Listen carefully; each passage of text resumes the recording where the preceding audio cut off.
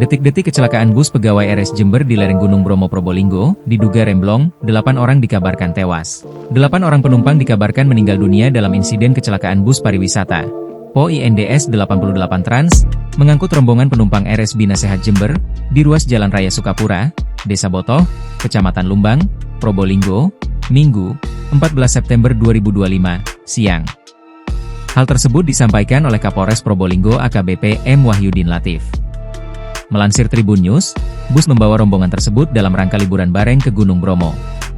Saat dalam perjalanan kembali ke Jember, sepulang dari berlibur ke Gunung Bromo, bus bernomor polisi P7221UG tersebut mengalami kecelakaan karena diduga remblong di Jalan Raya Sukapura, Kecamatan Lumbang, Probolinggo, sekitar pukul 11.45 WIB, Minggu, 14 September 2025. Saat melewati tikungan jalan turunan, bus tiba-tiba lepas kendali lantas menubruk pagar rumah warga hingga badan bus ringsek.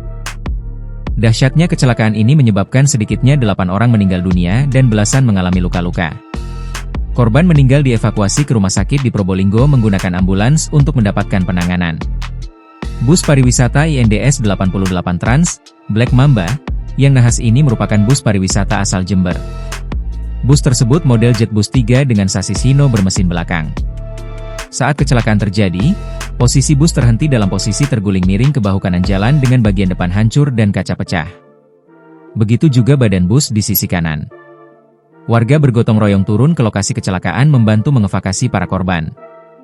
Kasus kecelakaan tersebut kini ditangani Polres Probolinggo. Sementara, Direktur RS Bina Sehat Faida mengatakan belasan penumpang yang selamat dan mengalami luka telah dilarikan ke sejumlah fasilitas kesehatan, diantaranya Rumah Sakit Dr. Muhammad Saleh Kota Probolinggo dan RS Ar-Rozi Probolinggo. Dia menyebut beberapa orang kritis. Kami sedang di Probolinggo membawa 18 ambulans dengan patwal untuk mengevakuasi korban yang mengalami luka-luka, ucap mantan Bupati Jember itu.